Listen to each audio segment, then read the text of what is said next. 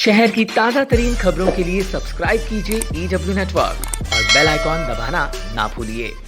देश सहित महाराष्ट्र में कोरोना संक्रमण का ब्लास्ट अब और अधिक होने लगा है। एक तरफ देश में लॉकडाउन में मिली भारी छूट, तो दूसरी तरफ अब विकराल रूप धारण करती कोरोना महामारी। और यही तरबदर करने वाला मंजर नवी मुंबई में भी बनता नजर आ रहा है। 5वें चरण का लॉकडाउन लगते ही अब समूचे महाराष्ट्र सहित नवी मुंबई में भी बाहर घूमने और बाजारों और ऑफिसेस को शुरू करने में भारी मात्रा में छूट दी गई।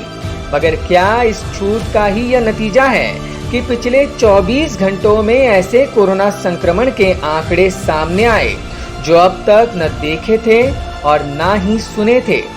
लॉकडाउन में छूट के बाद महाराष्ट्र में पिछले 24 घंटों में 2436 मामले सामने आए और 139 लोगों की मौत हुई, जबकि आधुनिक नवी मुंबई शहर में कल 128 मामले दिखाई दिए।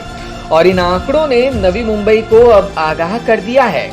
भले ही शहर में कोरोना मरीजों के ठीक होने की खबरें आ रही हो, मगर तेजी से सामने आने वाले संक्रमण के आंकड़े कहीं बड़ी चिंता का संदेशा तो नहीं दे रही। एम्स के संचालक गुलेरिया ने भी फिर एक बार यह सचेत कर दिया कि देश में कोरोना संक्रमण के आंकड़े अपने पीक पर आना बाकी है। तो क्या गुलेरिया का यह अनुमान किसी खतरे की घंटी की सूचना दे रहा है?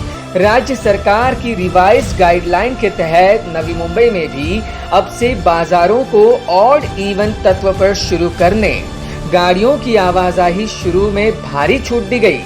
और यही कारण है कि छूट के बाद हर बाजार, मोहल्ला और इलाका अब गुलजार हो चुका है। मगर कल शहर में एक ही समय पाए गए 128 कोरोना संक्रमण के नए मामले कहीं लॉकडाउन में दी गई छूट का हर्जाना तो नहीं।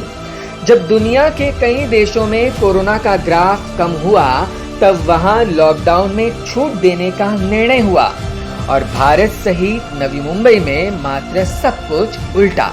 क्या यह निर्णय अब हमें ले डूबेगा? Bureau input, EW network.